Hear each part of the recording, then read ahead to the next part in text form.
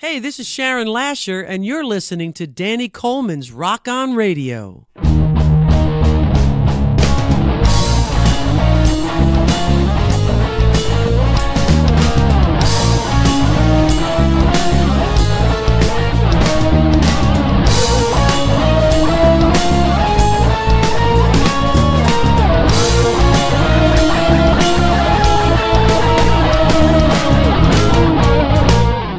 Producer Claire. Danny Coleman. And we are back at the not at the 2-track studios. The 1-track Deco Entertainment, but yet another library series. Yep, chapter event. 25. Whatever. I don't know if it's that many, but No.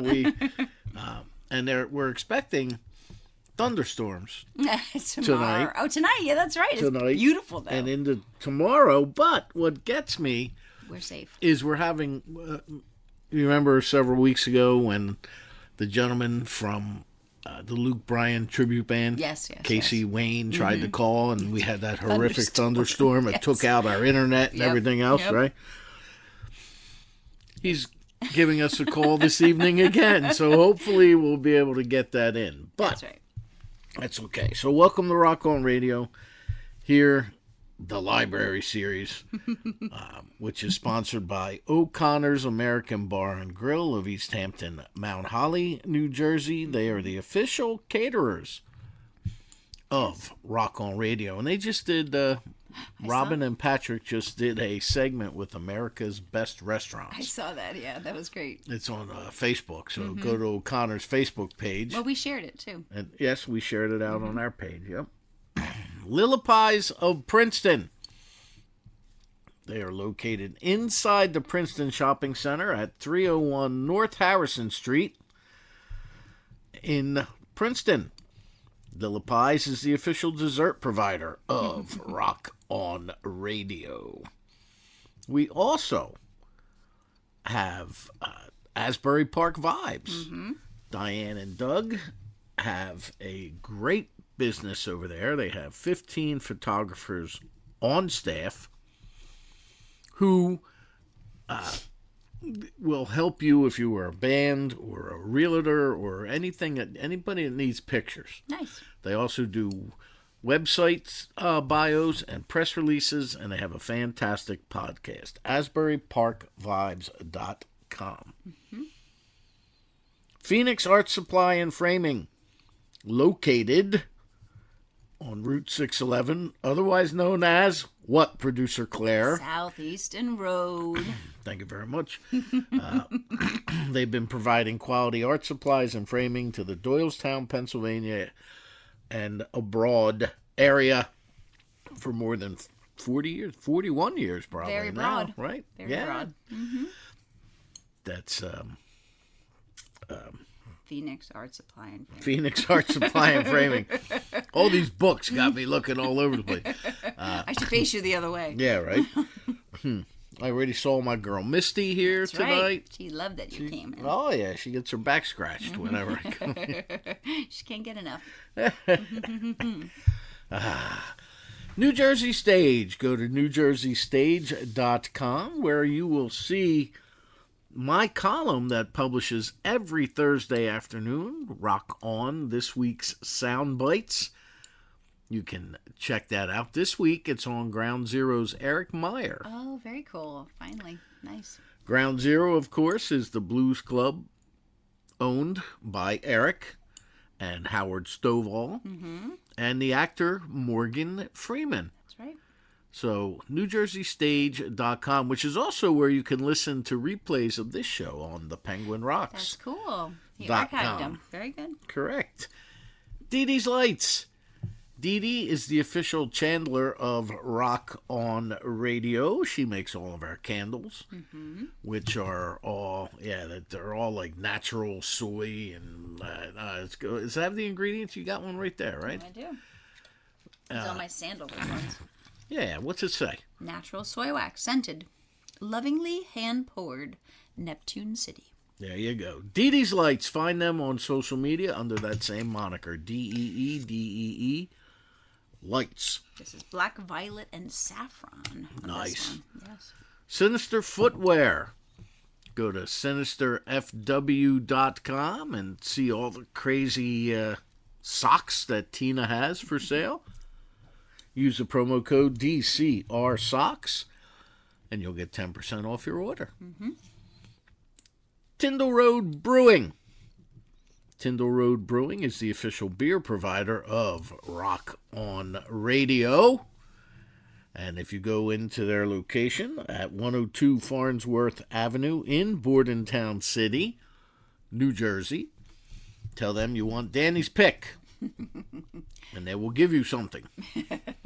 Whatever that might be. Maybe a surprise. I would be surprised. The two-track studios of Deco Entertainment. Bruce and Charlie. Actually, our second hour is an artist that signed to Deco Entertainment, a gentleman named Elliot King Smith. I had a conversation with him for close to an hour, actually, and we're going to replay that. He gives us a little history lesson about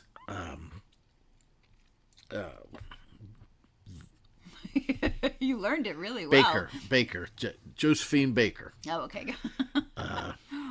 And what's your Baker? Yeah, and Leona Holmes is on the single good. we're going to play. Nice. Along with Martell, Audrey Martell, who is in the band Chic. Nice. Freak Out. Oh. Chic. So chic. Anyway, so that'll be in the second hour. In the first hour, we have an interview with Renee Maskin, who's going to be playing with our friend Conrad from Bees Deluxe at the Lizzie Rose. Oh, awesome. So we're going to be talking to Renee about that. Good. And we also have the phone call from Casey Wayne coming in this evening. So, all right, meanwhile, back to our sponsors. Deco Entertainment just put out. We did share the one video that Bruce just made for his chemo sabis.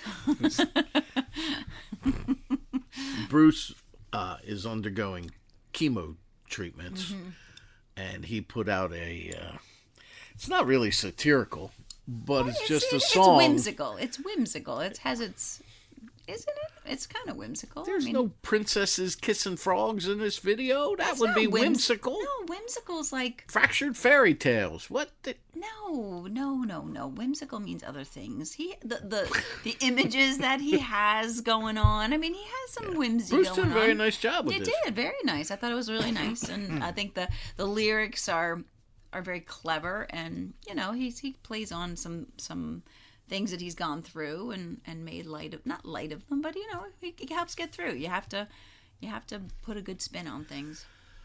Well, you can see it by going to decoentertainment.com. Or I did share it to our Facebook page and checking that out. It's called Chemo. I think I got them all, didn't I? Chemo Sabi. I think so. That's all I wrote down. I forgot. I forgot my list. We don't have our sponsor list. That's right. We got this. That's right. We got the fire, the candles. That is the candles, that is it. How can they find us, Claire? They go to DCROR.com, which is the short link for Danny Coleman's rockonradio.com. Correct. Facebook is facebook.com/Danny Coleman's Rock On Radio 2. That would be the number 2. And Instagram at Rock On Radio, all one word, all capital letters. So, as I said, we have an interview with Renee Maskin and a couple of tunes from her current and upcoming release, I believe. Okay. Well, they might both be from the current. But we're going to play that for you. Good. Now, she will be at the Lizzie Rose Music Room on August 15th, so it's only a couple weeks away. So you'll have to go check that out. It's Friday night. And I haven't talked to Renee in a while, so it was good to catch up. Nice. But it's almost like when you first meet her, it's like she's almost painfully shy, Yeah, but yeah. she really just kind of likes to keep to herself. Yeah. Well, hello, Renee Maskin. How are you, my friend? Welcome back to Rock On Radio. Yeah, it's great to be here, Danny Coleman. Thanks for having me on again. Man, I have not seen you in forever. Last I saw you or left you was at Danny Clinch's gallery, and it was your CD release, I believe, or EP release. Yeah, so that was already a while ago. Yeah, it's been a while. Yeah, it's totally been a while. But how you been doing? I am fantastic, and I know you've got some really cool stuff going on, because I know that you're going to be at the Lizzie Rose Music Room on August 15th, opening for my friend Conrad and Bees Deluxe. And I'm super excited about it, yeah. And you've recently put out some new music, so wherever you want to start, go right ahead.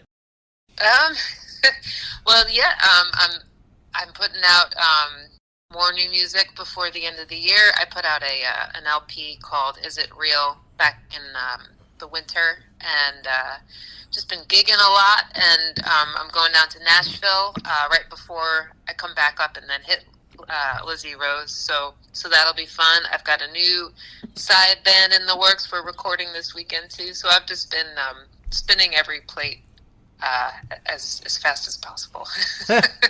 That's a unique way to put it. I don't think I've ever heard that one before. Yeah, not just spinning them. I'm spinning them very quickly. No, what are you heading to Nashville for?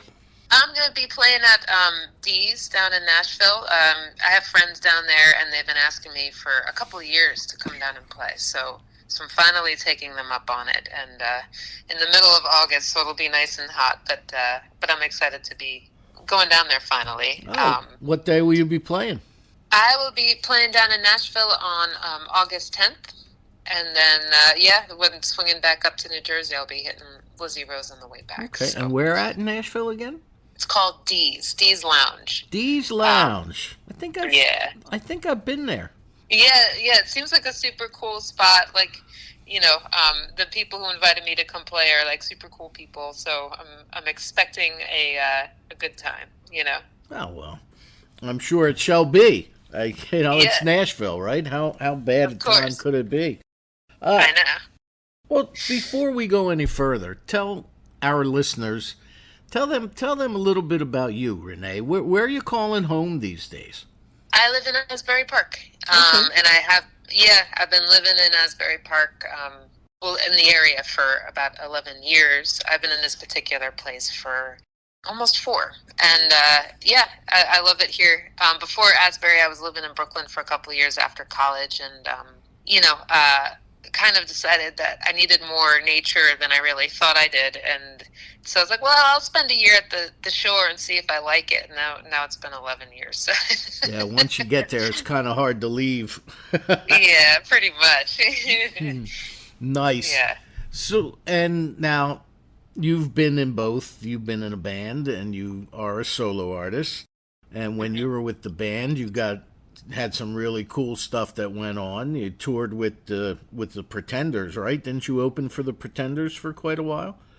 Yeah, we that was a cool thing that happened. We had opened for them at Count Basie, and I got to talk to Chrissy Hine at the end of the night. I kind of made it my mission to talk to her at the end of the night, and I just was like, hey Chrissy, we were the opening band, thank you for letting us play, and I must have made an impression because she invited us to play again a year later in New York.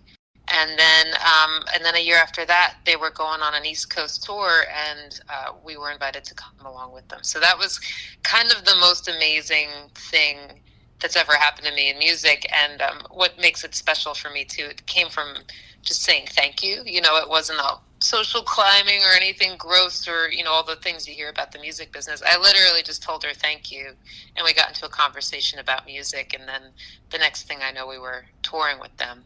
Funny enough, with Bees Deluxe, I told Conrad that I had toured with the Pretenders, and he was like, "Oh, I was invited to be in the Pretenders." So yeah. back when they were first starting, he was solicited to come and join the bands, but he turned them down, which is an interesting thing. But he didn't seem broken up about it. He was just like, "Oh, isn't that interesting? We have this thing in common," you know. Music makes the world smaller, or It you does. find out you have these commonalities with people. I don't know if it's that it makes that if it's music. I'm gonna stick with music makes the world smaller, because I don't want to say it's because now I'm older than dirt, and after that you kind of bump into the same people. No, I think it's music. I really do. The world feels so big, and then when you realize how many people you actually know, when you know them because of going to shows or playing shows or whatever it may be, I just all these communities of people that I know just from being a part of the music scene. It's pretty wild, you know. And you've been in the band portion, and now you've been solo for quite a few years. What was the decision? Was it after the band kind of went its separate ways that you said, I'm going to go this alone, or what made Renee Maskin go that solo route? Yeah, I didn't really at the time. It was we were coming out of the pandemic, and I didn't really feel like I had an option. And I'd always played solo all along, but I'd play these solo shows, and the whole time I'd be pumping the band. And then I was like, maybe I should play some solo shows and pump myself for a change. So I did that for a couple of years, and I'm still doing that. That's still kind of my main focus. Only out of necessity, really. I love playing in bands, and I actually started another one too. But it's hard to wrangle people. The more responsibility that gets put on you with time and age and all these other things, the harder it is to get 4 people together in a room consistently. So, as much as I do love playing in the band, I'm trying to stay light on my feet and do as much as possible on my own, which is rewarding in its own way too. One time, I've been fortunate enough to interview Ian Anderson of Jethro Tull on several occasions. And I'll never forget the first time I was asking him about the band, the current band, and because I grew up listening to the original band that he had back in the 70s. And I said, how do you go about putting your band together? And in his very droll, kind of stodgy English voice, he says to me, Donnie, a band is whoever I'm in the room with. And that always stuck in my head, here's this, and I guess he figures he can make music with whoever. And I didn't realize you put another band back together. I thought you were rebelling. You were just going it on your own. That's fantastic. Yeah, well, I still am going it on my own, with the asterisks is that I also have this other project with a group of people, and it's brand new. We just played our first show at the Wonder Bar a couple weeks ago, and we're hitting the studio this weekend literally to start recording. So, we're not wasting any time, but yeah, it's super new. And only because, I love playing solo music, but I do like to rock out a little bit. It's hard to do that by yourself. True. So it's nice to play an electric guitar and just while out with a drummer and a bass player. So, well, who are you playing with now, and what studio are you going into? Well, we're going into Rudy Mayer's studio from Yawn Mower and all kinds of bands. And his studio is called Young Bull out of Brick. We're tracking our drums there and our bass. And the drummer and the bass player are Eric Pierce and Chris Dubrow, who are locals here and have been in a bunch of bands. And they're very good guys, talented musicians, and very easy to work with. So I'm excited to be doing that. Yeah, that is always a plus. So, yeah. How did you get involved with the Lizzie Rose? Was it Conrad that asked you, or did you submit something to Lou down there? How did this gig on August 15th come about? I'm not even really sure. Conrad reached out to me saying that someone reached out to him. And I think it was I did some podcasts and, and things like that. So it kind of came in this roundabout way. But I'm excited to do it. I've heard nothing but amazing things about the Lizzie Rose room, so I'm excited to get down there, the stained glass windows and all these cool things, and check it out. Well, you've never performed there before. Never performed there before. Nope. It's all new to me. So yeah. Well, you remember that old AT&T commercial from years ago? Reach out and touch someone. Yeah. Yeah, well, that's pretty much it at the Lizzie Rose. You can reach out and touch the first 10 rows. I like that, though. My home away from Asbury Park is the old Franklin Schoolhouse in Metuchen, and it's got that like small listening room. Everybody's there to have a good time kind of vibe, and without being like a bar, And so it's I'm excited to go to a real listening room down in South Jersey and play. It is a real listening room. It is very compact.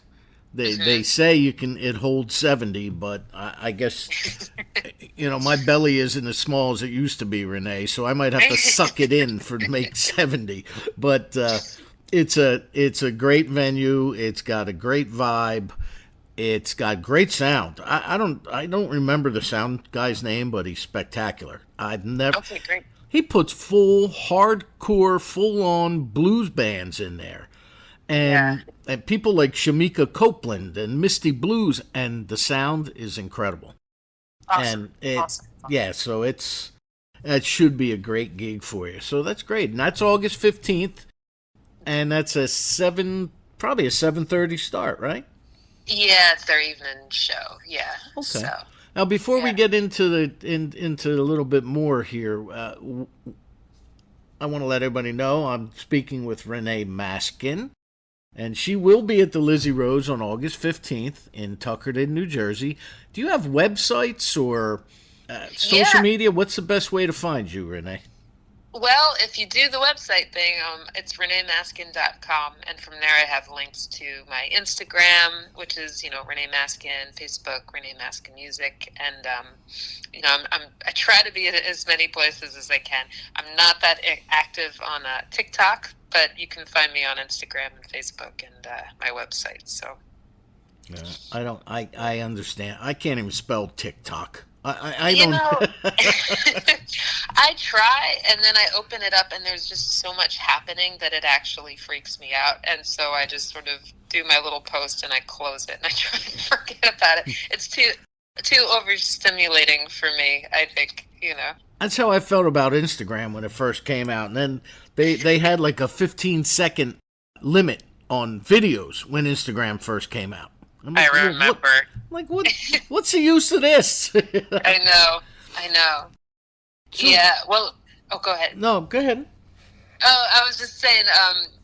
Now there's a whole movement in cinema called, slow cinema, where the movies are very like long, slow shots, and it's a very, calm, slow pace, and it's been around since forever, but it's becoming more popular, I think, in antithesis to social media and the constant scrolling. Like, I think people are realizing I need something other than this. I need the opposite of this, So that's where we're at. Gosh, I hope so.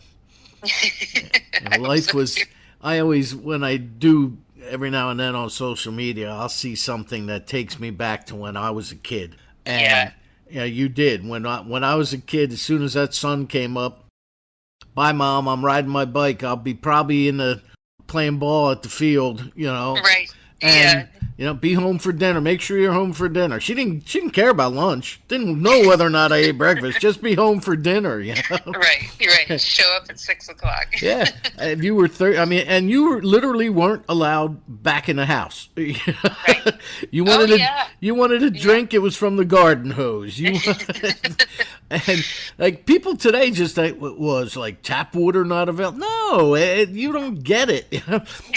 So many of my friends drank from my garden hose that my parents went out and bought a small water fountain that you could attach to the garden hose and clamp it to the side of the house. Right. Yep. Times things were different then. So your music these days, Tell me about it. Is it different from the stuff you did a few years back, or where are we at now with Renee Maskin's solo stuff? That's interesting. Yeah, I mean, I think it's always me inherently, but it's sort of ever evolving. I get sort of called quirky Americana. I think that's mostly a good fit for what I do. But that's an interesting question. I was thinking the other day about the songs I used to write 10 years ago with my old band, and the songs that I'm writing now. And there's definitely some similarities, but I think lyrically I've been growing and changing. Personally, I've been growing and changing, and that's only going to get reflected back in the music. I've been told I'm playing guitar better than I ever have, but I would also chalk that up to I don't drink anymore.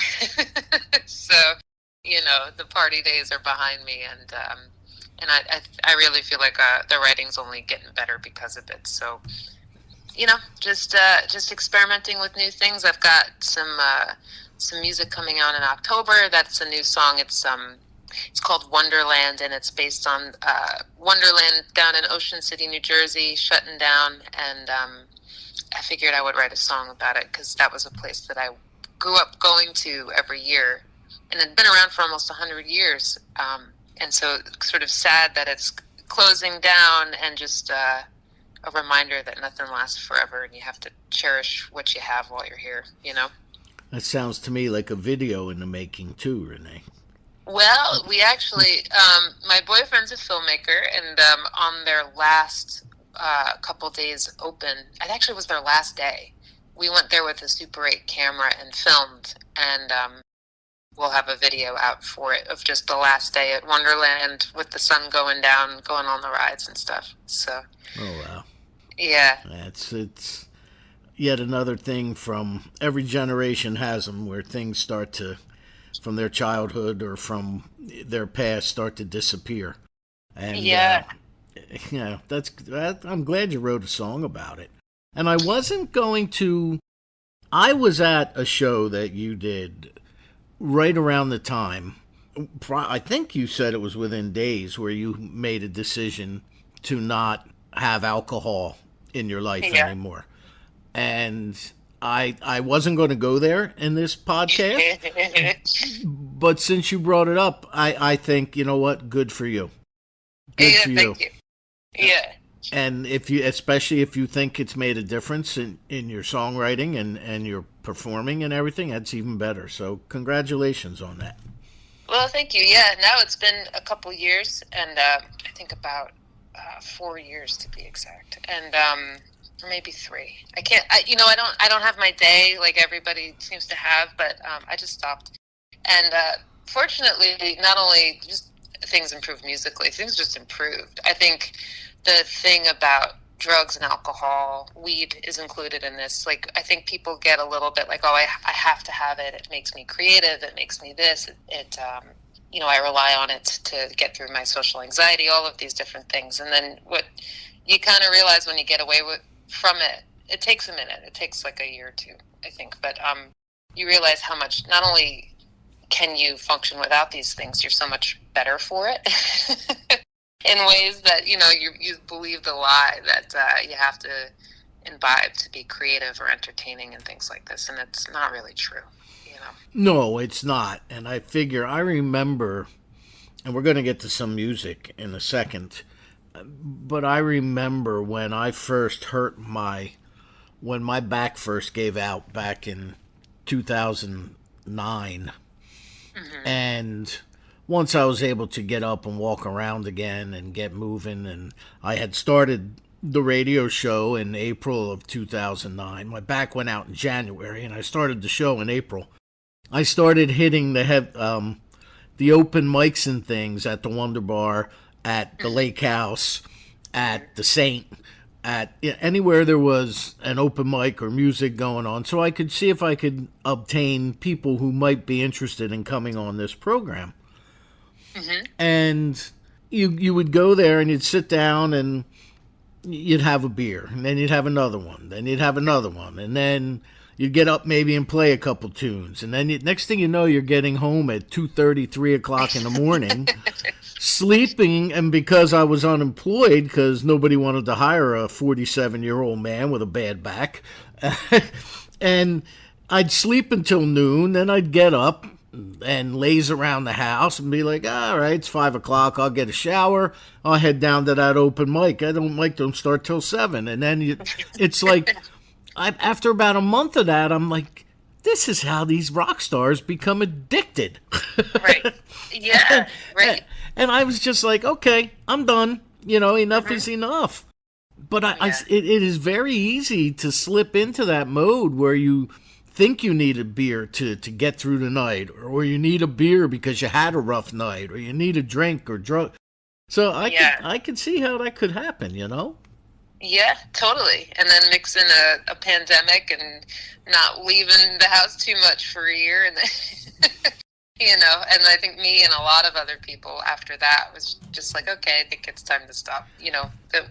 Bill Burr has a funny line because he stopped drinking, and his line is, well, I used up all my fun days, and I feel that way. I used up all my fun days. By the end, they weren't even really feeling that fun anymore, and now I feel great, and I'm doing more than I ever have musically, and and things are good. So Bill Burr is a very funny man. And he is a funny, ridiculous man. At least now he directs that anger in a different way. Right. He totally does. But you've sent me some music, and you sent me a song called "Ghosts on the Ocean." Now, what record is that from? That's from the one that came out this year. It's called "Is It Real?" and that's the first track on it. And I really love the way that this one came out, and actually kind of tying into the conversation about drinking, it is a little bit about social anxiety, and just sort of taking in all of these scenes that are making you feel uncomfortable. That's what that song is about. But it's set to this very beautiful, lush sounding instrumentation with Nicole Scorsone on violins, and it's just a nice song, I think. Okay. I'm biased. You don't have to feel bad about that. Yeah. If you're just tuning in, I have Renee Maskin with me here, who has a show on August 15th at the Lizzie Rose Music Room, opening up for my man Conrad and Carol of Bees Deluxe. And this is a song, one of her originals. It's just going to be you at the Lizzie Rose, right? No accompaniment? Just me and Bees Deluxe, yeah. All right. Here's a song called Ghosts on the Ocean.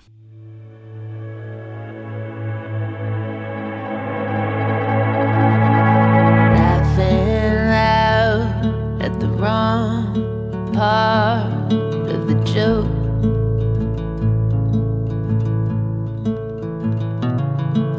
You heard the first beat at the wrong time. And I just kept playing like I didn't notice,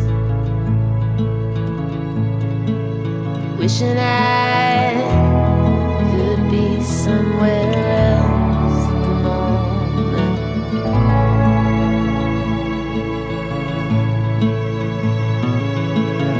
Losing my shape in the hot sun.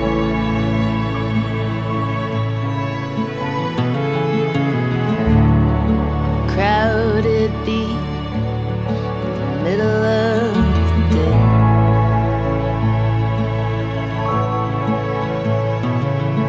And all those ghosts on the ocean,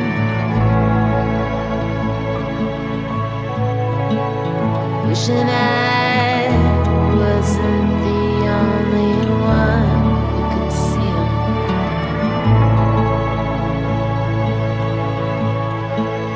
Wishing I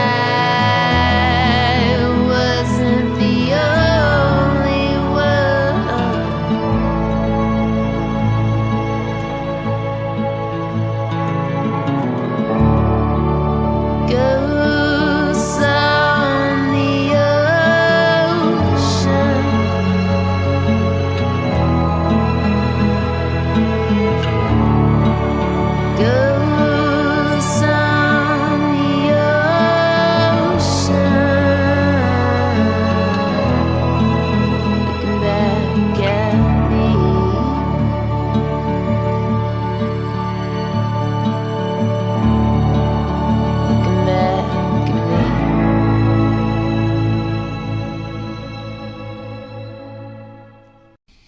Ghosts on the Ocean from Renee Maskin here on Rock On Radio. It is so nice to talk to you again, my friend. It seems like, we haven't done this in forever. Yeah, I know. You get so caught up in, I know you're a busy person too, so you run around in your life and we cross paths now and then, but it has been a long time, so it is nice to catch up. Yes, it has, very much so. Now, at the Lizzie Rose, how much time has Conrad given you? Do I need to call him and tell him to increase it? I mean, what do you want me to do here? I don't know. I try to be the easiest person in showbiz to work with, so whatever they give me, I'm gonna take. I'm assuming it's a normal 45-minute set, but maybe Conrad had other ideas. I don't know. No, I don't. But, I'm thinking that they play normally at the Lizzie Rose, if there's no opening act, they do two 45-minute sets. Okay. So that it's over by like 9:30ish, in that range. Yeah. So, yeah, I'm sure you'll get at least a half hour. That works for me. I love shows that ends by 9:30. Right? I am an early bird these days, so I'm really happy when I'm not getting out at midnight and then driving home for an hour and a half, Right. Yeah. That's another thing about not drinking. It makes it a heck of a lot easier to wake up in the morning. Yeah, well, I know. And I do this thing now where I do get up at like 5:30, 6 o'clock in the morning. I used to stay up all night and write, and now I've sort of flipped the script and I get up very early in the morning and I write, and I take that quiet time to myself to work on songs and things like that. It's very precious time to me. But yeah, I'm not on rock and roll hours. I'm on weird Renee hours. That's all right. They're just as acceptable, especially as we get older. Yeah, it's true. Now, your trademark is that nice big wide brimmed brown hat, right? It's black, but it's got brown trim. Okay, So I was going to say black. That's why I hesitated, but I went with brown, and I was wrong, and I've been wrong a lot in my life, so forgive me.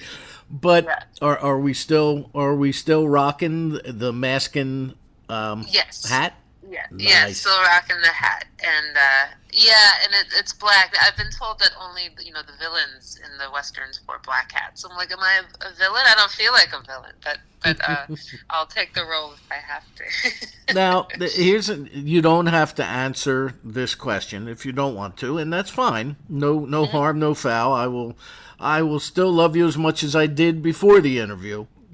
But what made you start wearing that hat? I know every artist kind of likes a trademark, and you've always been a front type person. But why the hat? Some people go with sunglasses, some bandanas. Yeah. Why did you gravitate towards the hat? Well, I've always been like a hat person. Like back in high school, I'd wear a hat all the time, and I just think it suits me. It suits my weird personality too, specifically like the sort of westernish hat. Like I want people to look at me, but I also want a circumference around my head in which nobody can get too close. So, it's like pay attention, just don't get too close to me. But it's actually worked out as this sort of cool reverse. Like it's kind of like a Spider-Man, like Peter Parker thing. When I don't wear the hat in Asbury Park, people don't know who I am. And then when I wear the hat, people do. So it's nice because if I want to hang out with everybody, I wear the hat and I come to shows and I do that. And if I just kind of want to be by myself, or if I'm just hanging out with my boyfriend or my family, I won't wear the hat and nobody knows who I am. And I think it's very funny. So, now, you've built a persona. There is nothing wrong with that. It works. I get it, And it is kind of, it's nice in a bunch of ways. Like Chris Dubrow in the band was just like, well, I know what you're wearing, so I know what to wear. But it works for me with music because people kind of remember, oh yeah, I've seen you before. You're that chick who always wears black in the hat, like So it's been useful. See, you have your your logo, I guess. I Yeah. said your persona. That's fantastic.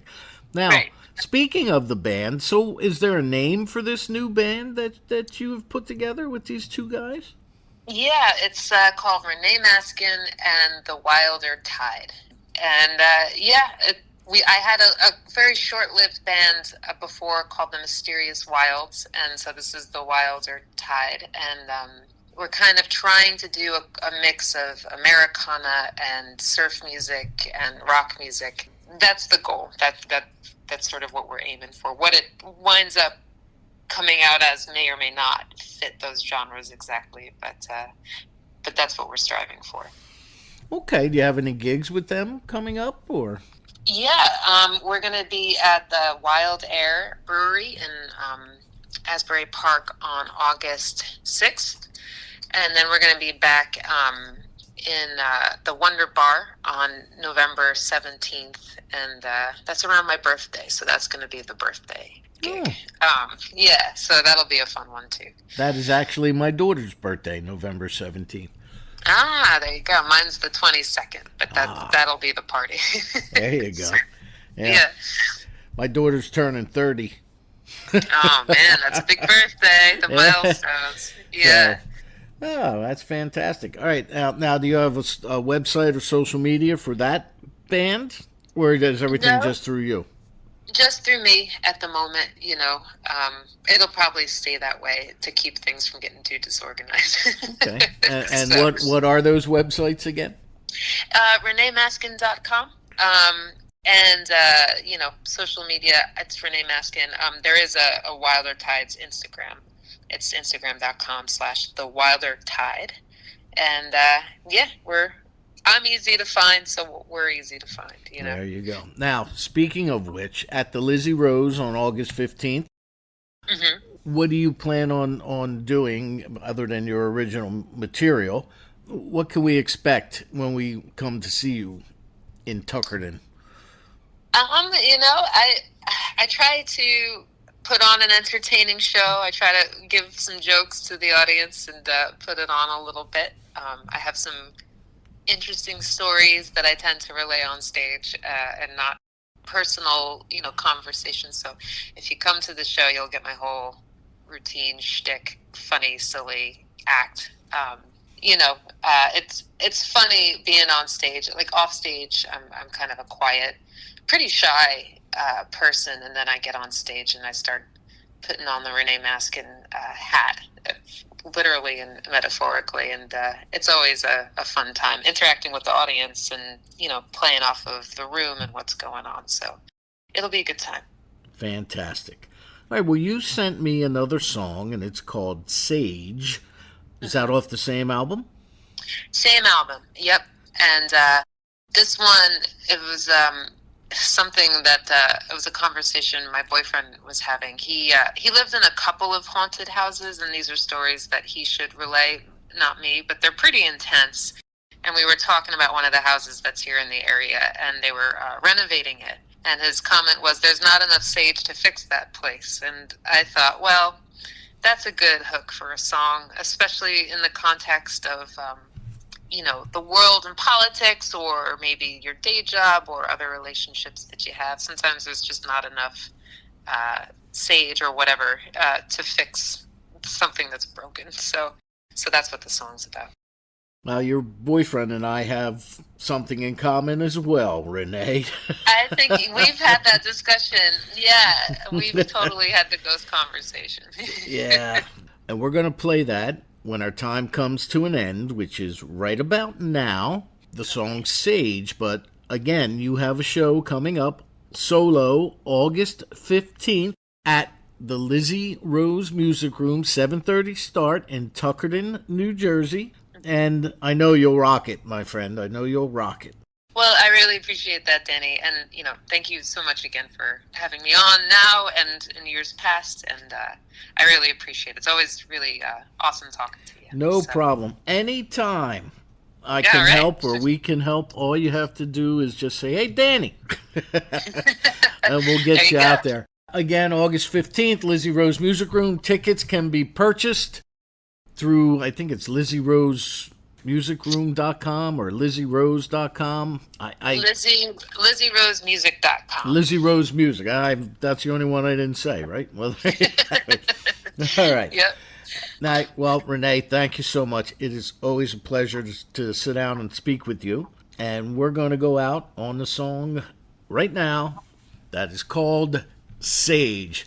Thank you, Renee. Rock on, Hey. my friend. Yeah, rock on too, Danny.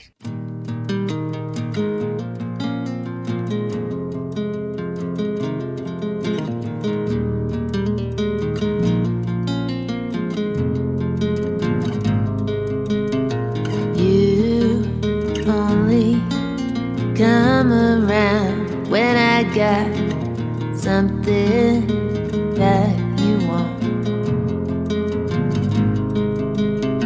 Walking back into my kitchen, putting the kettle on. There ain't enough sage to unharm this place. There ain't enough ways to say stay away from here.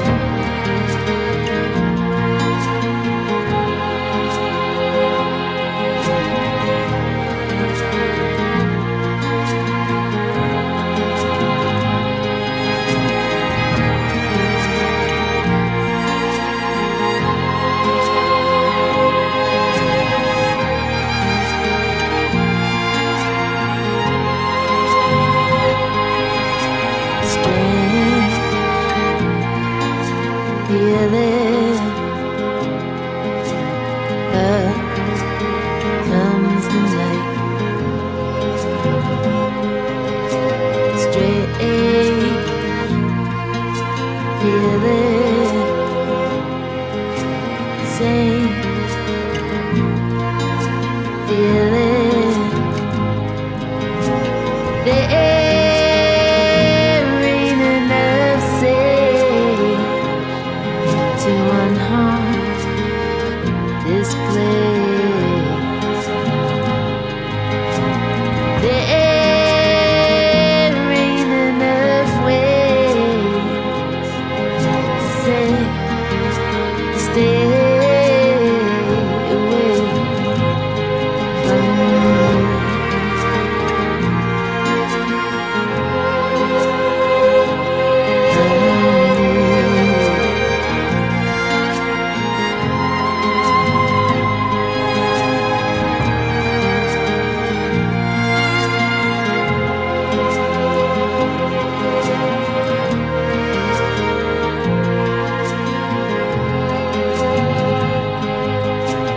You only come around when I got something that you want.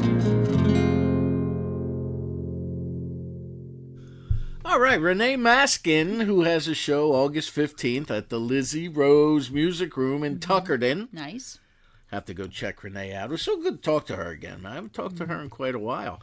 But ironically and surprisingly enough, Imagine our surprise. we have our friend Conrad from Bees Deluxe. Just called in himself. How are you, sir? I'm very well, thank you, Danny. Claire, nice to meet you. Oh, you never called. That's right. When we did the interview, Claire was not there because that was in a different setting. Oh, right. The very first one. Yes, this is my producer, Yes. Claire. Howdy. So what's happening, bud? Claire was at the show, though, that Yes, night. I was. When Twisted Living opened for you guys. Yes. Oh, great. Yeah, that a was fun awesome. night. Yeah, that was awesome. Yeah, so you're going to be back at the Lizzie Rose with Renee Maskin opening this time. If as you, I don't know if you were listening to the interview, but she told the story about how she told you that they had opened for the Pretenders, and your response was, "I was asked to be in the Pretenders." So, Right. The reason I'm still alive is I turned them down. nice. So, are you in the Northeast or Yes, down I'm here? in Boston today. Okay, you're in Boston right now. Yeah. You're doing a Lizzie Rose. Are you doing any other shows in the area? We're going to go to the Sunset Stoop, which is in Brooklyn. And we're going to go back to Jamie's House of Music in Pennsylvania. What's that date?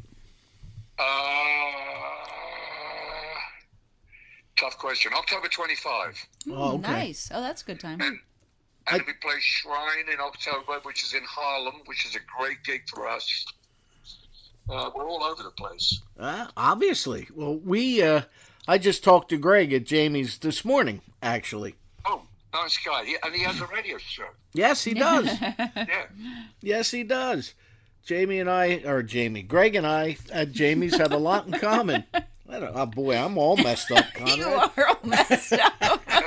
And Greg was kind enough to give us a date in January as we drive to Memphis to compete in International Blues Jam. Oh, so you're going to ABC. stop at Jamie's on the way down? Nice. Right. So that'll break up the drive for us, and we get to play there and eat delicious food. Awesome. Yes, definitely. Great. Did you get your assignment yet? At what bar you're going to be at, or what honky tonk or juke joint? It's too early, and we got a couple of fundraisers to do before then. And we did a GoFundMe as well. Nice. So we booked hotel rooms. How's that? That's good. Perfect. Don't tell him. Don't tell him where he's saying. Where? Don't do it. Do you see the support I get, Conrad? Where? Don't announce it on air. They could be like the Beatles. I know. They could be attacked. Exactly. And he speaks with a British accent. That's true. See, Conrad, I'm working it, man. I'm working it, and she's just. I'm trying to protect you. Oh, thank you. So what's going on with the band these days? Well, we're scrambling to put together the funds to get to Memphis and back and play gigs on the way there, and we're also in the studio writing material for the next album because we've been lazy because we've just been gigging instead of writing and recording. So we're trying to smash those two events simultaneously. Well, I noticed that you've been kind of busy though. On top of that, you've been posting a lot of gigs that you guys are doing. Right. Right. Well, we love to play, so we play as much as we can without burning the candle at both ends. Well, that's especially at our age, Conrad. We can't be burning anything or any ends. So there's a room we love to play called Monday Night Blues in Rockland, Maine, which is a 4-hour drive. Okay. And my drummer says, "Oh, so we're driving for 4 hours, then we're playing for 3 hours, and then we're driving home for 4 hours." I go, "No, they give us a hotel, so we come back the next day." But I'm constantly reminded of Twisted Sister, who lived on Long Island. And one of their gigs was an opening act in Salt Lake City, Utah. They drove to that gig, they played it, and then they drove back. Wow. It's kind of heroic, isn't it? Yeah. Yeah, that's called dedication. Yeah. So we try to emulate them without the costumes. Oh, That's good. what? You're not going to make Carol do that to her hair, are you? Or sharpen her teeth. Oh gosh. So when I saw you at the Lizzie Rose several months back, you guys were just kind of doing your usual gigging thing. This time around, is there any new music involved, or what are we promoting?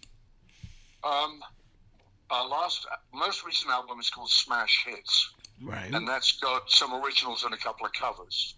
And the album before that was called Hallucinate, which is all originals.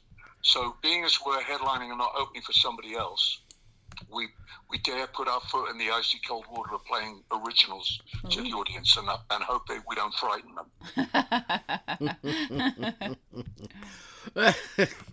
Well, how many times is this your second or third time you're going to be at the Lizzie Rose this year?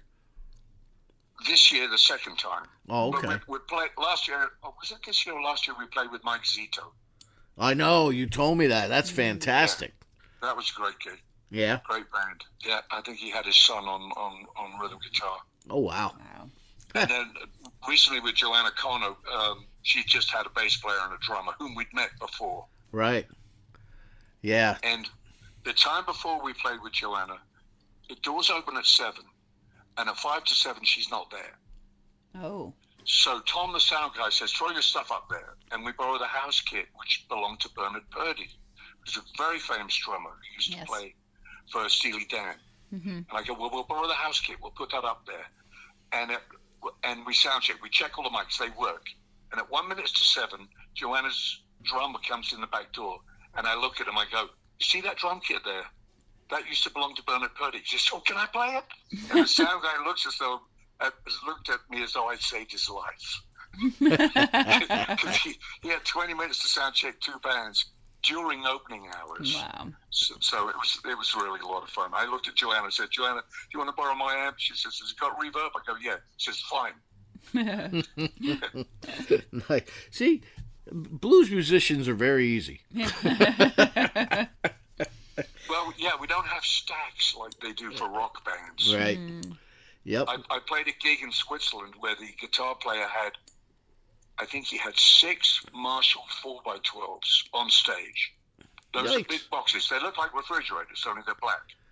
And I walked around the back and none of them had speakers in. Yeah. It was just for show. Just for show, yep. But you know who told, the Eagles would do that. Don Felder told me he loved this one amp that he had. And they used to put it in a hollowed out Marshall stack, and then put the microphone that way, and so he camouflaged it. Exactly. Yep. That's funny. Now you mentioned Zito and Joanna Connor. Tell the listeners exactly what Bees Deluxe. My friend's band is Blues Deluxe. Tell them about Bees Deluxe and your music.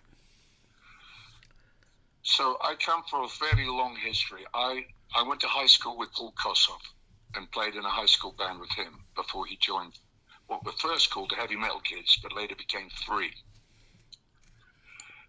Now, when I graduated from school, I got a job in London as a music journalist, and I managed bands and I produced them and I played.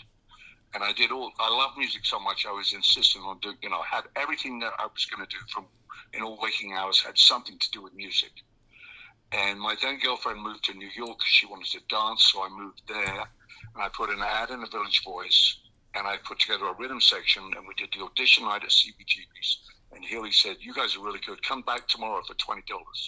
And we worked our way for a year up to playing Saturday night opening for Living Colour, playing under an assumed name, the Dogs of War.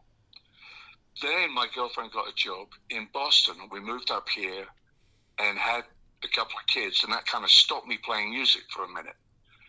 Now they're old enough that they don't put forks in the wall or put peanut butter sandwiches in the VCR. I put a band together and found musicians. I found Carol playing jazz, real jazz, in Ryle's Jazz Club in Cambridge. And I found Paul because I put an ad in the paper looking for Bernard Purdie lookalike. And he joined up. And we have a rotating list of bass players who are all really good and know the material. And what I teach them, or what I put as repertoire in front of them, are obscure classic blue note and chess songs that other bands aren't playing, and then mingle that with originals that I write or they write.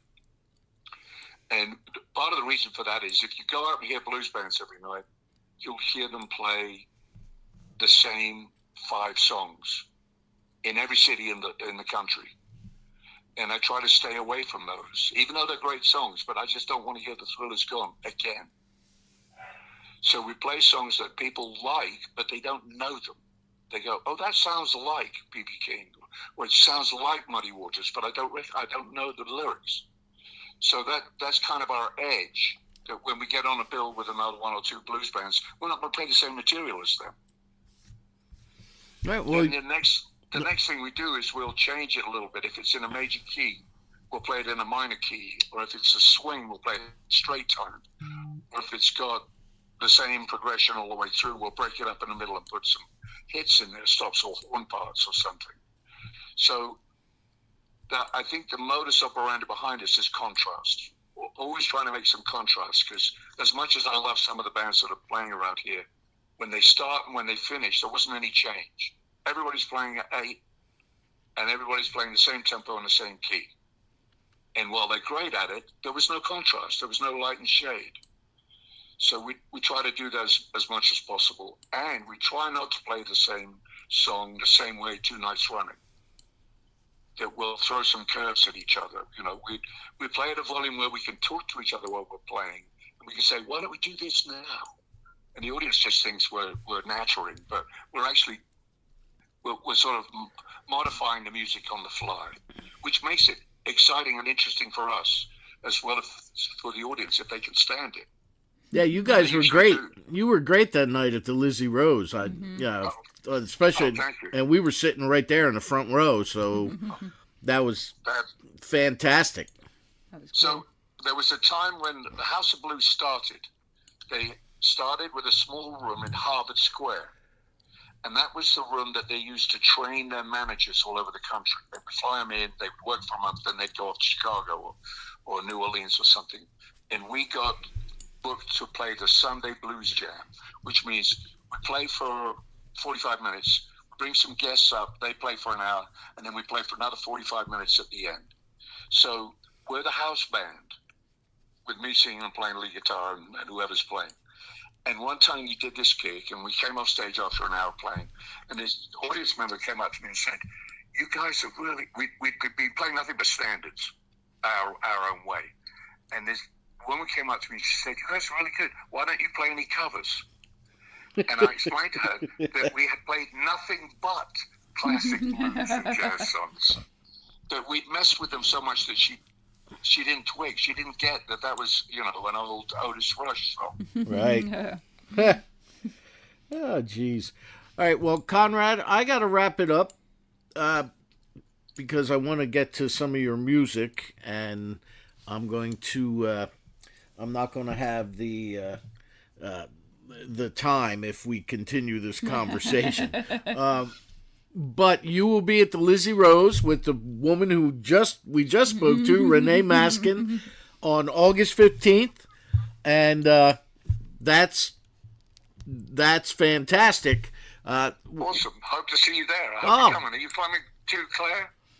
I had to see. Yeah, I might be there. Yeah, we were there last time. Yeah. Why not go again? Exactly. But say hi if you do. Make sure I don't miss you. Yes. Yeah, Okay, last good. time we didn't get a chance to talk, but Right. we will see you again, though. Fantastic. Now- Thank you for your time, everybody. I have Smash Hits open. Which one would you like me to play? I'd kick off with track 1. That's safe. Loan Me a Dime? Yeah. All right, sir. All right, Conrad. Thanks for calling, my friend. It is. Thank you for having me. Thank you for putting up with me. That's cool. All right, sir. I will talk to you later. Bye. Rock on, my friend.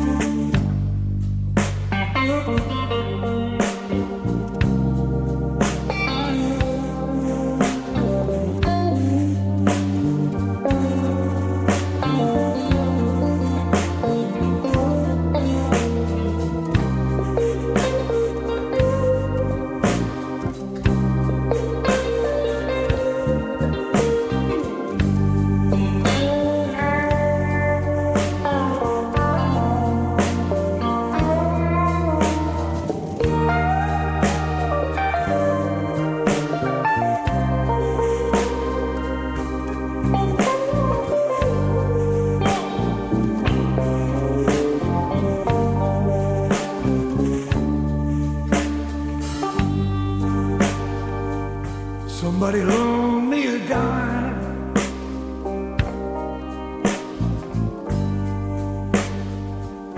need to call my old time used to be. Somebody loan me a dime. I need to call my old time used to be. Girl been gone so long, you know it's worrying me, worrying me. I know she's a good girl,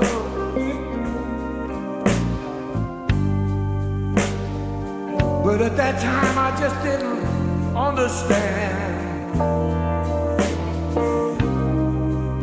I know she's a good girl,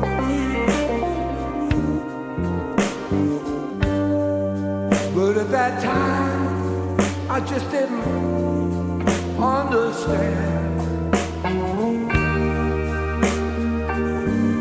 Somebody loan me a dime.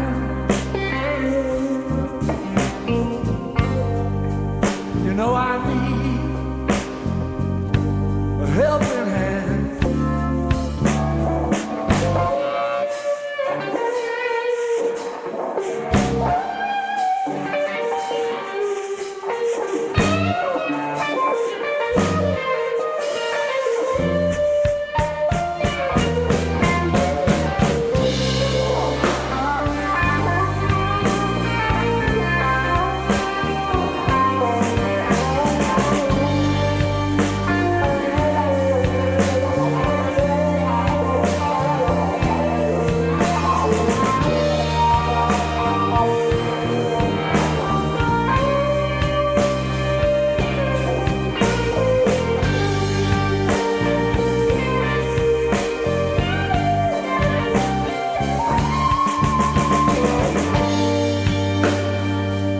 I know she's a good girl,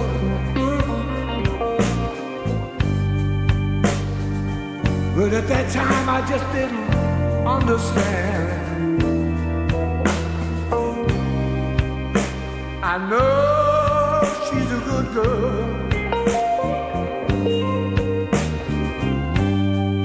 but at that time I just didn't understand. Somebody loan me a dime. You know I need a helping hand.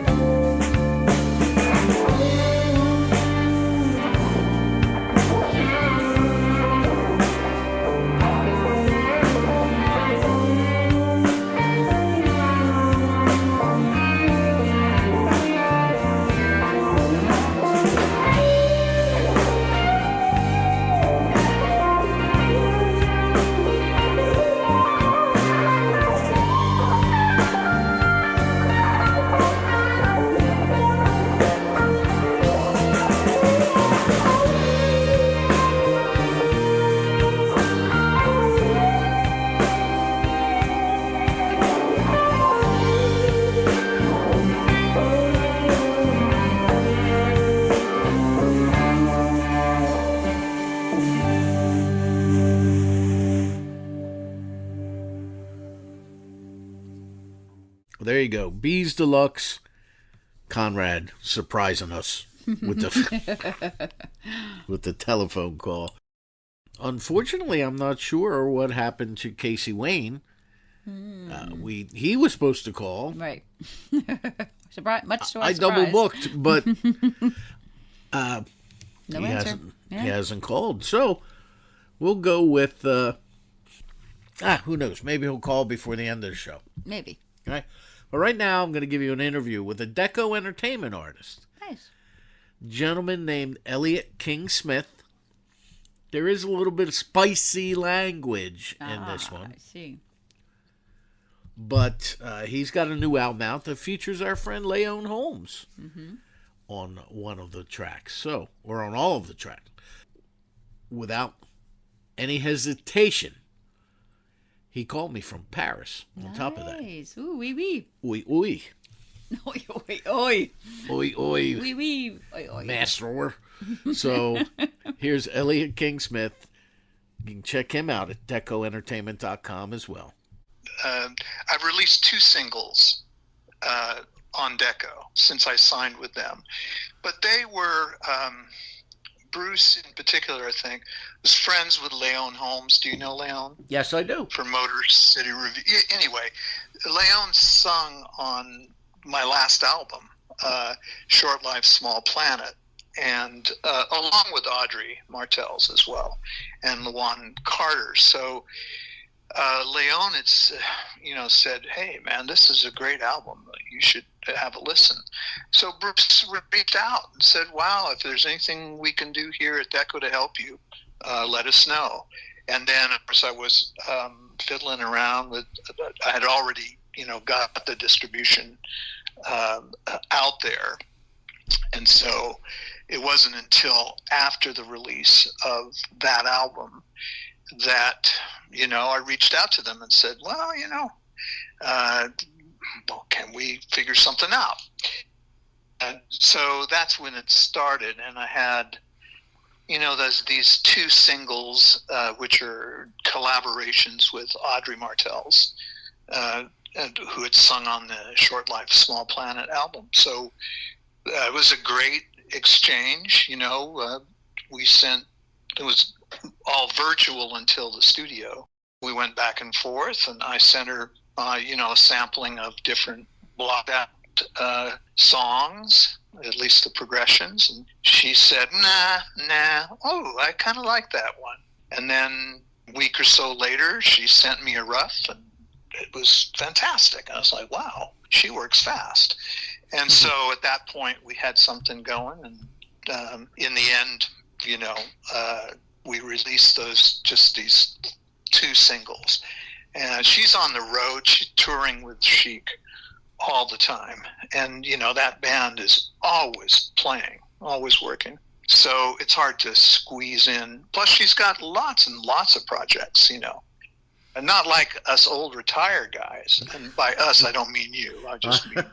I'm 62 tomorrow. Us. I'm old and retired. But anyway, so, we put together these 2 tunes, and with my producer, who's also a talented videographer, and he did the videos for both those tracks. And they were, pretty successful views. And, of course, Deco is a great label, supportive label. And even though I'm maybe a little bit out of their genre categories, it's been great. I'm loving it. So that's where I am. I mean, I'm just watching, kind of trying to decide what I'm going to do next. And I've got, a couple of things in process, but I'm a little independent guy, so it's a big deal to kind of figure out, okay, so how am I going to do this? Who's going to play on it? How much can I pay? You know how it goes. I mean, it's just one of them things. And since I am in France a lot of the time, although not exclusively, that does take up, it makes things a little bit more difficult, but not too much. And I'm gonna take you back and a little bit, because I want people to know exactly who Elliot King Smith is. How did you, what was your watershed moment where you said, you know what, I want to be a musician and this is what I'm going to do? Well, you have to go back about 67 years. I mean, my parents were concert pianists, and so they were both highly skilled pianists. They chose their house by whether or not the floor in the living room would support 2 nesting 9-foot grands.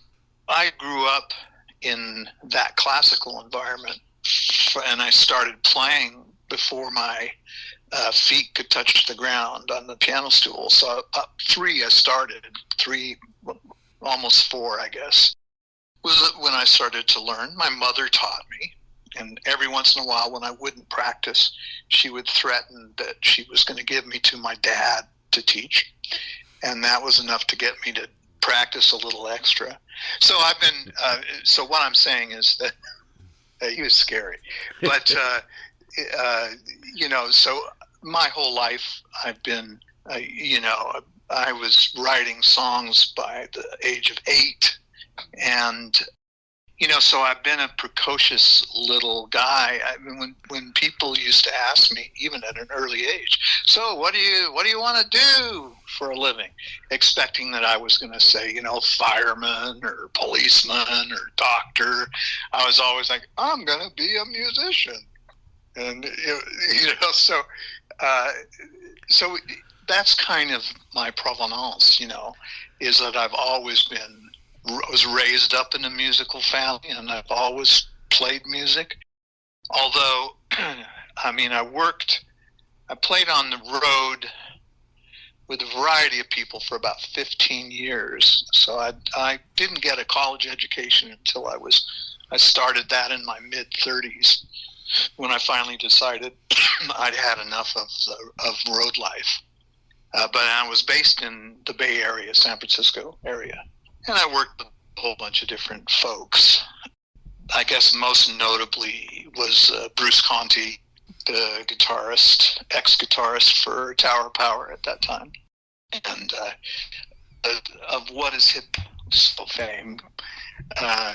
And so I went back to school, got my bachelor's degree, and when I got to school, I was like, wow, this is a real racket, They just pay you to sit around and read and talk about shit, You get health insurance bundled into it. Jesus Christ. So I thought I died and gone to heaven. So I ended up training to be a teacher and got my doctorate in Buffalo, New York, all the while still playing, on the side. And still writing on the side as well. And that's where I met the bass player on the 2 singles that you've got and on the last album, was in Buffalo, New York. He was a 21-year-old phenom. And of course, that was in 1999, so he's a little bit older too now. So, that's I guess you can call that a defining moment. Okay, and that's what made you pursue it. And so what led you to France? Well, I'm married. My wife is retired now, just recently, but is a school administrator. But she started out as a French professor, teacher. And I came to Europe when I was a kid because my parents were fascinated with art and architecture, and spent every moment they could traveling to Europe. Each trip had a theme, One time was the bell towers of Europe. Oh boy. So, 6-year-old me getting hauled up. And the thing they don't tell you about the bell towers is a lot of them don't have any railing or anything. They're just steps that wind up the center of the tower. Yeah, exactly. Like the castles so over there, yeah. I'd be screaming and crying, and my dad would say, "Be quiet, it's a beautiful view up here." So, so I'd been to France, and I took French in school, so I had schoolboy French. And then when I met Anne, my wife, we traveled frequently back. Teachers, we had our summers off, so we could do that. And it led you to buying a place there? Yeah, it did. And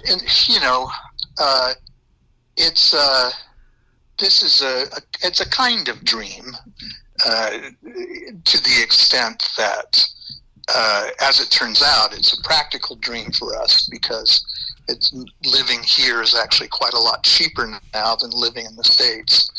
And when we were considering what we were going to do when we retired, we're like, shit, I don't know if we can afford anything there. So we ended up shopping around a little bit in this area that we've been coming to for 25 years and found a place. And so here we are. So, we've got our lodging, and it's a cool place. the folks here are super nice. And, I wake up to the sound of tractors going off to the fields. I guess that's as, noisy as it gets here in Legat. But it's a great spot. And, Provence ain't bad. It depends on if you don't, like bread or olives or, wine, or you might not like it here, but I like it here pretty well. And that's all that matters, my friend. We're actually headed for Ireland. You're heading for what? So that's we're headed to Ireland shortly for a visit. Anne is going to hike the Dingle Way. Oh, no kidding. Dingle Peninsula. Do you know down the there? Dingle Way? No, I do not. Yeah. Well, yeah, you should check it out because it might be on your next trip. And we'll end up in Cork at the end of it and spend some time listening to some wonderful Irish music, and that will be a real treat. That's actually where my family's from, Cork. Really? Yep. That's fantastic because it's a beautiful area there, and one of the things that I like about England, although it's subsided somewhat now, and Ireland, is that there's a kind of pub culture where that's vibrant, where people sit in and they play, and it's just kind of happens a lot, whereas it's becoming rarer and rarer in the States, I find. Which is a great tragedy. We're living in a world of reproducibility, but when it comes to live music, most of our households are silent. When I was growing up, of course, we had the big pianos, but many families had pianos and played and sang popular music around the piano. That was a kind of a standard way of life, which is pretty much died off now. No, you're right. It's a shame. Especially since the pandemic. Oh, we've lost so many venues and so many. It's like a total loss of interest in the arts and especially music. And it's kind of, it's very troublesome to me as a musician myself. So, yeah. But well, you're not alone, obviously. I started the first sessions that we had booked for Short Life, that album, March 15th, 2020. And needless to say, those sessions didn't go off. And so I spent, COVID basically in confinement here because Anne couldn't get a visa. So I was it was scary, but also very isolating. And I think that a lot of people and cultures have really recovered from that. Truth, Danny, the arts had been taking hits and have been for a long, long time. Oh, yeah. In all sorts of ways. In some ways the 60s were an anomaly in terms of, there being a vibrant live music culture. I was working in the 70s. I worked all through the disco era. And, we watched, in the Bay Area, they had this thing called the reefer circuit, which essentially, there were clubs. There were enough clubs that would allow you to play 50% original music, that you could actually kind of make a living doing that. It meant that you had to drive, break down and drive a long ways every night, right, to make it work. But at least you could play some of your own music. Because when disco came in, those clubs were wiped out because they all put in runway lights and, big sound systems. And that was pretty much it, Yeah. So that was, I think, the beginning of it. And now the fragmentation piece it's scary. My kids, as a teacher, my kids never sat and listened to a song all the way through. they'd be popping from one to another to another. They maybe hit 20 seconds of one tune, 30 seconds of another, if you're lucky. And if you look at I've just been looking at the YouTube stats on these two singles, and they've done, pretty well for small artists. But, the click-through rate, it's brutal. And even the listening time, it seems that the listening times for people who are in the U.S. are a lot shorter than, say, in India. Indian listeners will give you a good shake. They'll give you an extra 40 seconds. So I don't know. It's an interesting time to be a musician. That it is. And, But, you can't avoid it. I mean, like for me, I write songs because that's how I process life. Those are the narratives that, are part of my experience. And so it's not an elected profession. It is what it is. Yeah. And either I'm lucky and some people enjoy my music, and the more the merrier, or I'm lucky because I get to express myself musically and nobody hears it. And that's a bitter pill, and yet, again, it doesn't really change the basic kind of DNA of who I am in terms of I'll always be a musician and songwriter. Stay the course. I mean, that's who you are. That's what you do. That makes up who you everything about you. So I wouldn't change it either. I don't blame you. It's funny because my whole life I've been a musician. Now, you were fortunate because you had parents who were musicians. My parents looked at my music as a great side job, You need it was the old you need a real job type of thing that gets you a paycheck and benefits so you can have a car or a house. Well, my mother, when I was 12 years old, I heard in at a friend's house, two albums that changed my life.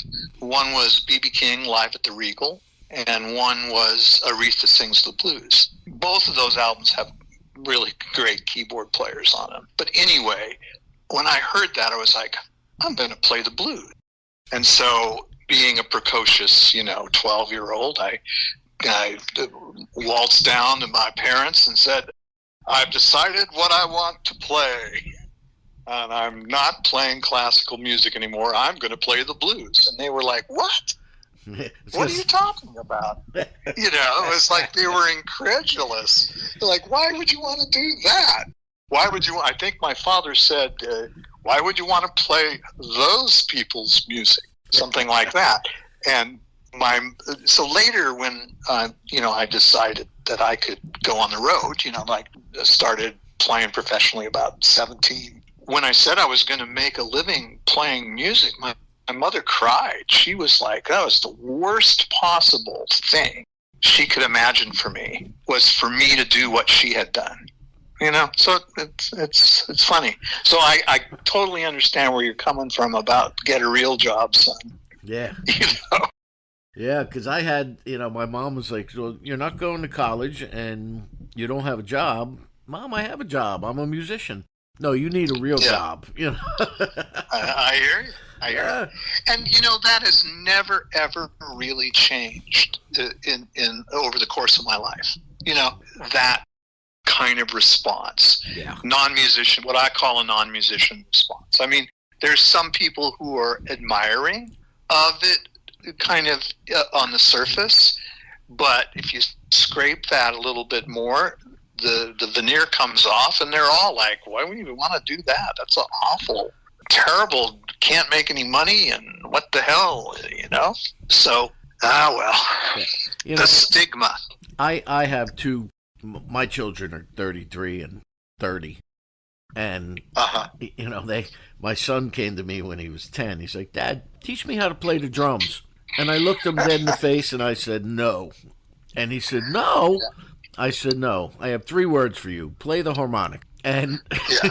No shit. and he's like, why? I said, because you'll have to be there an hour before everybody else. And at the end of the night, while your guitar playing buddies or talking to the girls, you're going to be there tearing down a drum kit and loading it in the car, and you're not getting home till 3:30 in the morning. Yeah. No, I mean, I have 5 hernias surgeries to show for my keyboard profession. What a B3? Well, yeah, for a while. There's 1,000 pounds. Even on a dolly with help, man.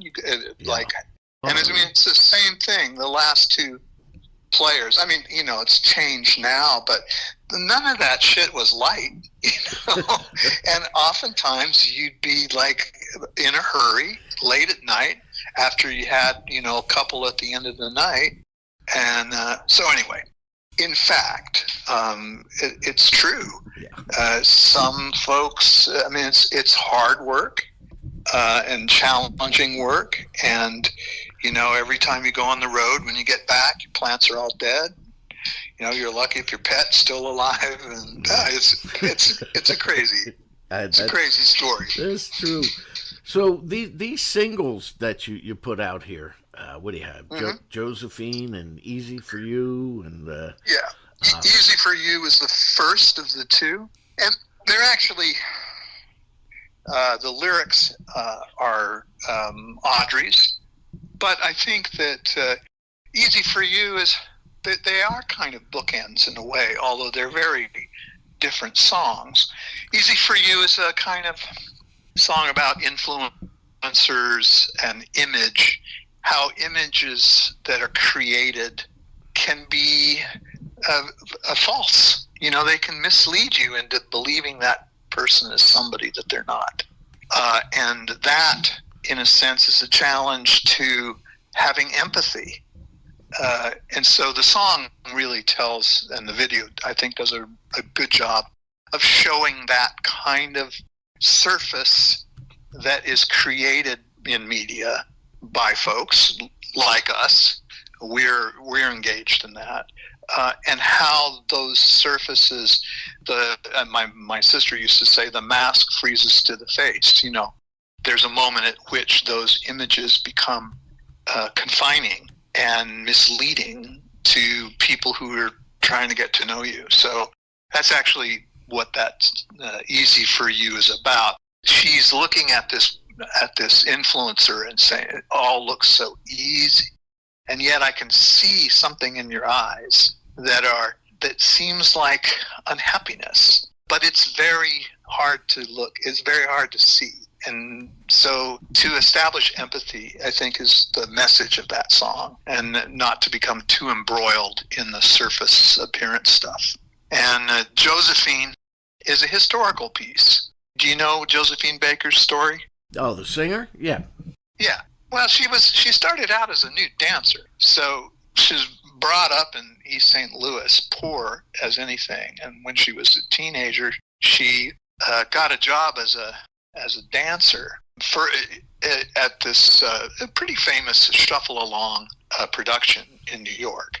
She's a long-legged, kind of gangly, pretty young girl. And so she got that job, and then from there she was seen by one of the owners of the Folies Bergère in Paris. And they offered her a job in the chorus line there. And so before she knew it, she was off to Paris. And that story is, related as well, because in the 1920s, 1925, so in the 1920s, Paris, along with other European cities, is going through a kind of, some people call it an Orientalist exoticism phase. So, peoples of color from outside were kind of sexualized and eroticized, and also, though, were revered in France. And,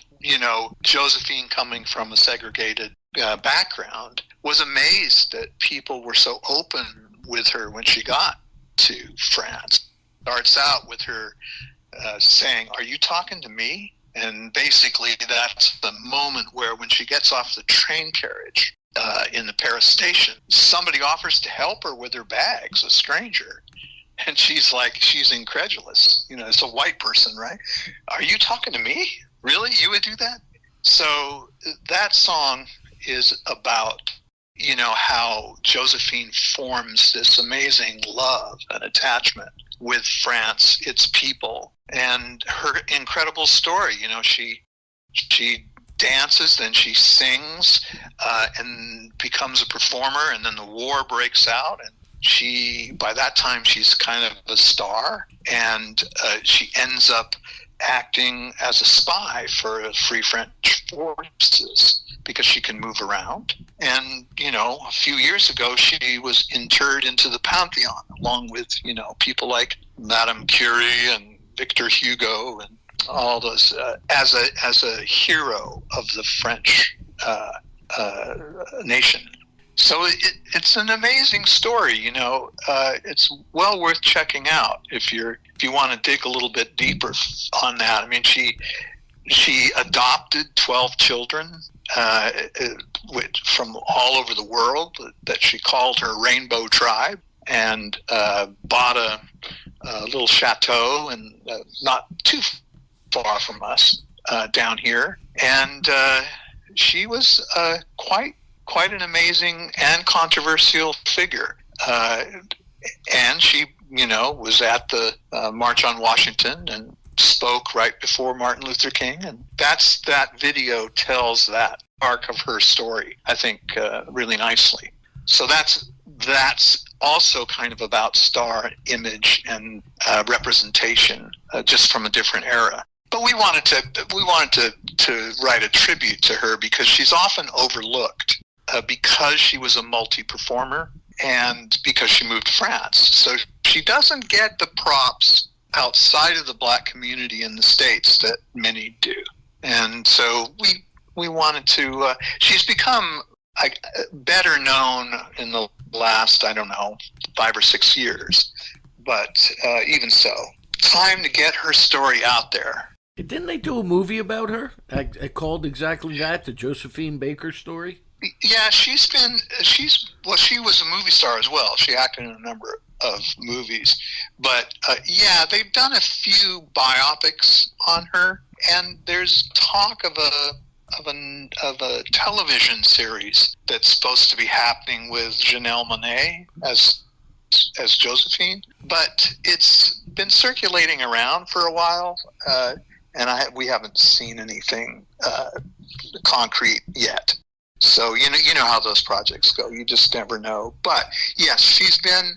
There have been a couple of movies made about her. There have been tons of books written about her. With 12 children, I think her oldest child wrote a memoir about her. And of course, she wasn't the grandest mother in the world. And so there are parts of her irascibility that make her, for us, even more interesting. And she used to walk around with a cheetah on a leash, and that's a very kind of Jack Johnson thing to do, Yeah.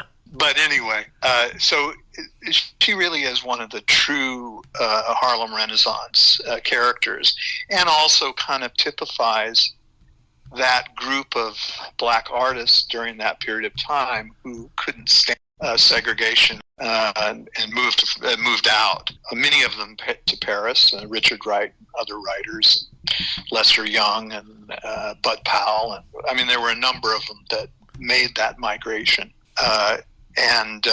So this is, our attempt to, tell that story again. And Audrey has a lot in common with Josephine, in terms of she has a kind of split identity, in terms of being from Jamaica, born in London, in Jamaica, but also lived her life mostly. And where are you located?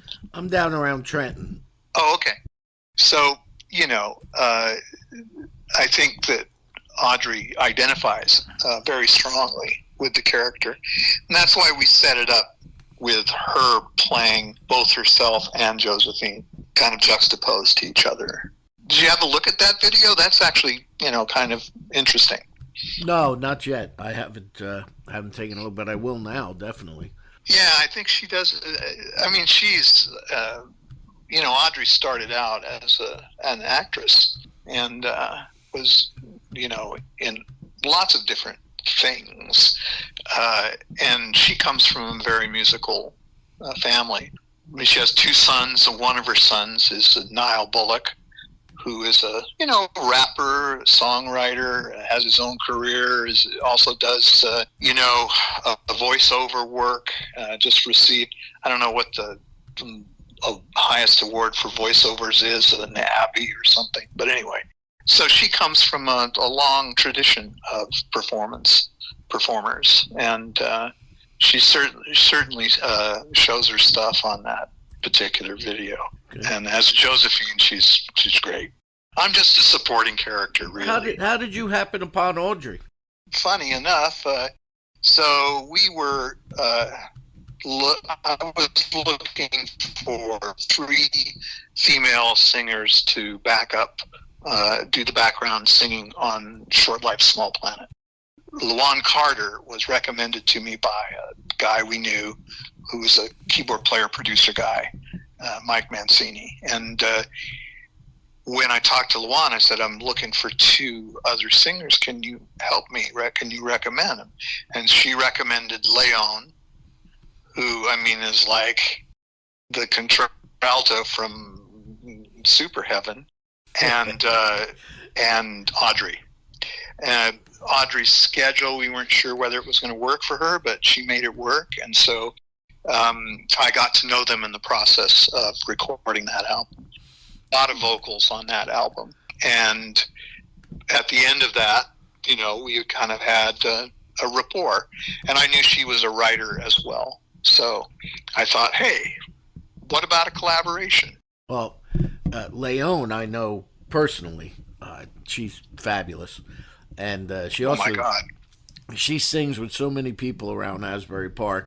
It's incredible, So. Well, and her mom too, right? Her mom, I mean, again, another big performance family, as is LaJuan. Also comes from a performing family. So those 3 women are formidable individually, and collectively they're fantastic. So they're singing, those 3 are singing on both of those singles. So, I mean, the sound is fantastic. No. So, I mean, it's the best of all worlds, right? Yep. And, and Ralph Roll, Chic's drummer, is playing on that, on those 2 tunes as well. Oh, even better. And he's do you know Ralph as well? He's a cool dude. I don't know him personally, no. No. Yeah, there's that little group of folks, and they're all clustered around Asbury, not too far from it. All know each other, all work with each other. They do contract work and also have their own projects. I mean, Leon she is like the busiest person on the planet. Oh, yeah. I can't even believe how many different projects she's engaged in. It's very impressive. And she's doing, recording for other folks as well. So I was just the lucky recipient of their talents for a moment or 2. She goes on the road with my friend Matt O'Ree a lot. Okay. So yes, and I like Matt O'Ree's band too, a lot. Yeah. Oh, yeah. That's interesting. Yeah. She's out there. Oh, for yeah. Sure. Yes, sir. So going forward, what are the plans? Are we gonna? Are you putting together a little European tour, or are you just gonna kind of keep putting out singles? I don't know. To be perfectly honest with you, we'll have to see. The 5 hernias and make it, and my age. I'm not sure how much road work I want to do. Like that. Just to be honest, in terms of putting out music. I'm definitely going to continue to do that. And I may do some performance. I haven't ruled it out. I think it would be on the U.S. side, though, if I do it. And we have a little place in Portland, Maine, that we hang out in. Oh, there's the French Air Force. I heard just that. making me feel safe. Yeah, there's a canyon right near here where they do maneuvers, and so they strafe our village basically as they're moving into the canyon. Nice. But yeah, I think that moving forward, to speak of moving forward, I have some more collaborative work I want to do, and I have a couple of tunes where I'll do the singing, like I did in Short Life. Okay. And, we'll see how it goes. And I don't know. I'm tired of the virtual collaboration thing, so I may head back for a while to Portland and base operations there in the States for a while. That's a possibility. I've been here really working out. They have a visa system here, and after you've been here for 5 years and you've applied 5 separate times for a 1-year visa, they allow you to apply for a 10-year card, which is a resident card, which I now have. All right. So that gives me a little bit more freedom in terms of moving around, because I don't have to prove anything and in terms of residency. So, maybe a trip to the States, do some recording and some work there. Gotta always fundraise, so gotta try to put together the funds to get in there and do the whole thing. Gotta decide, who should I beg from now? It's hilarious, really, after a while. Right. It's not quite that my family, when they see me coming, the shades go down real fast. It's not quite there yet, but it could any day. Such is the life of being a musician, right? Hey, it's all right, man. It's all right. I wouldn't change it for anything. But and I get a lot of joy out of just playing and writing. I've always been an orchestrator type, arranger type. And so, hell, this is a great time to be a keyboard player.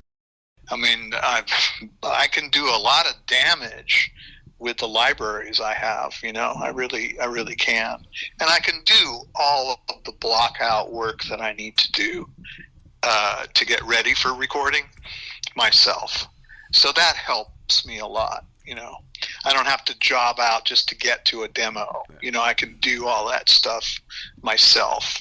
And I have some folks that are kind to me and like to record with me. So that's a great gift. I've been lucky that way. Yep.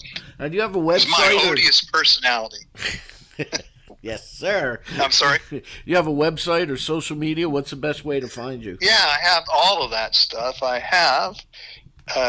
My website is ElliotKingsmith.com. You can go there. You can go to my YouTube channel at Elliot King Smith. I have Facebook, Elliot King Smith, 3 words on Facebook. I also have my private Facebook, which is Elliot Smith. You understand the problem with Elliot Smith as a name, as a musician, right? So so my artist name is different from my personal name, and then I have a Instagram account as well. So that's Elio. What is that? LAO1. I would have to look. I have a link tree somewhere. I think if you go to the website, there's a link tree. Okay. There, then you can just click on it, and it has all the coordinate. Yeah, I mean, I put it together. I have bios for everything. There are one sheets for stuff. You can, you can even see me live in my house in France, telling you what wine I drink from the area. What's the best wine? But anyway, so yeah, you can get to me on socials. Everybody can without any problem. There also have been a number of reviews that you can read. You can even, if you search me, you can find me. These two singles are my third set of releases. I released an instrumental jazz album in 2014. It's not under my name because we were stupid, but it's a collaboration with a trombonist, Eric Storkman, and it's called Algorithms. And that, was in the top 100 of Jazz Week for 10 weeks, not too bad. That's with a fantastic drummer and guitarist, Scott Newman on drums, fantastic player, and of course now senility is going to set in as I try to remember the guitar. Pete McCann. Do you know Pete's work? No, he's in New York. Familiar. Okay. So I've been releasing music now for about 10 years.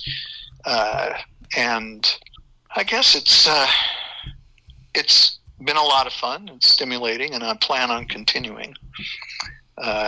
Where I end up is a case, it's complicated, right? Like I have friends now. Well, I have a lot of friends who are dead now, but I have friends who have various afflictions, that come on you, and when you're in your 70s, and all of a sudden the palsy hits, you're like, oh shit, can't use my right hand. Well, yeah, so you never know kind of what lies ahead for you in that regard as an aging musician. And part of what I do is I try to talk about some of those issues as the boomers start to boom out, and what were once habits are now vices, or the other way around. Right. I think it's vices to habits, isn't it? Yeah. But yeah, so I try to stay flexible with my eyes on the prize, which is write, record, release. And try to do as much of that as A, I can afford, and B, I can accomplish. And the body willing, the mind willing, I'm going to carry on.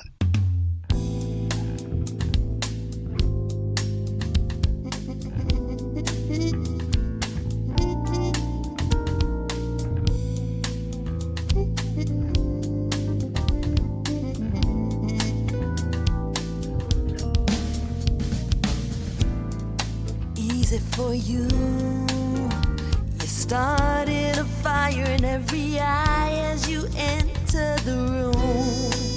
Nothing new, easy for you.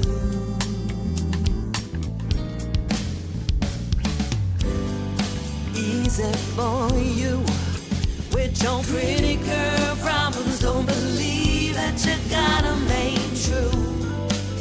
No can do. Easy for you.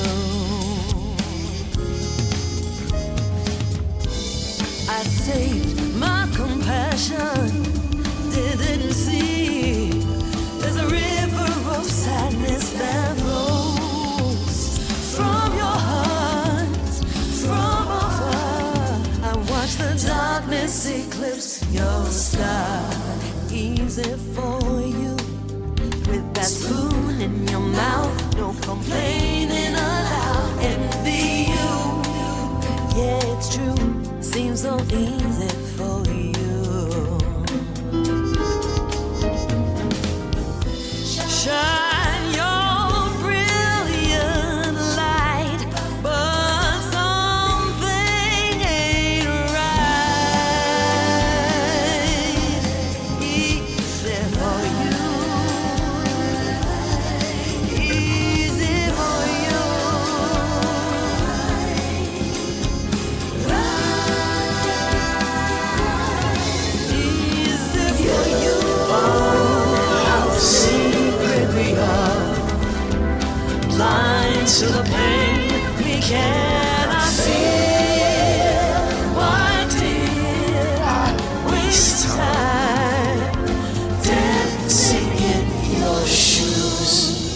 easy for you. Always drinks on my house, not a problem around, but it's made it look easy for you.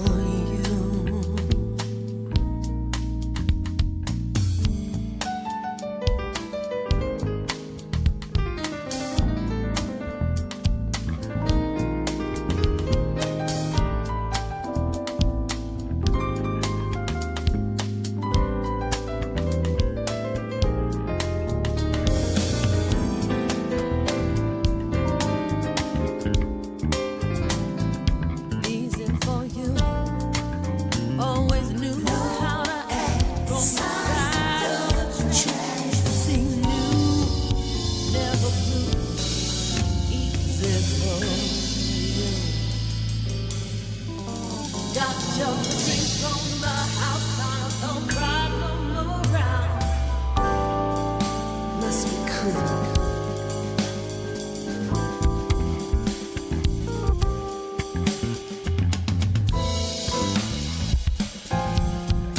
Easy for you.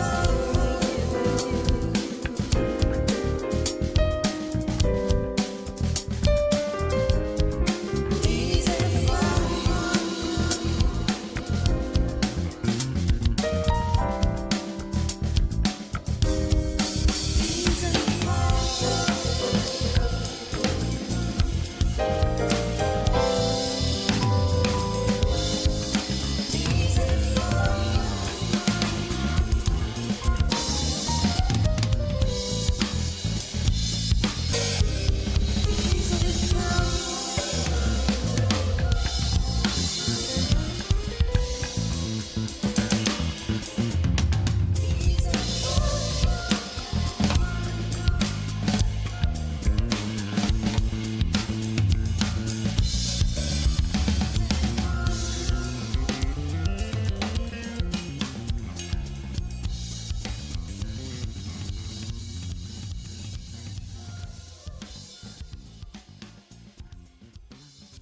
Well, there you go. That's it. Elliot King Smith and another Franken show is in the books. That's right.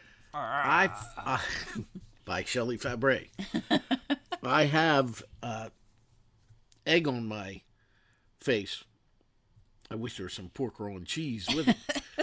But the Jersey Shore Jazz and Blues Foundation, I forgot to mention at the beginning of the show. Right. So many thanks to them. Now, tonight we had an eclectic mix of music. We did. We had that jazz there from Elliot King Smith. Mm-hmm. We had Renee Maskin with her folkish Americana style music. Yep. And we had the blues from Bees Deluxe. Mm-hmm. Yep. So it's been fantastic. Well, that wraps it up, Claire. Yep. That's it. So tomorrow, or not tomorrow, next week, we have...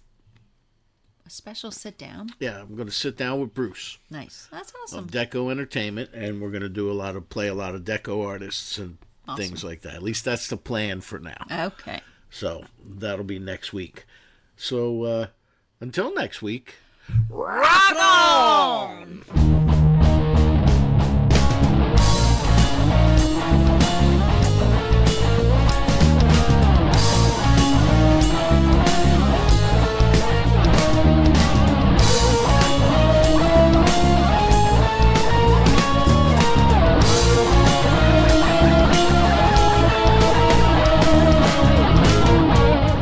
Hi, this is Danny Coleman, the host of Rock On Radio, the Rock On Radio Indie Hour, and Danny Coleman's Got the Blues. If you ever want to get in touch with me or find out more about me and my programs, please visit DCROR.com. That's the quick link for Danny Coleman's RockOnRadio.com. Thank you for listening. Thank you for your support.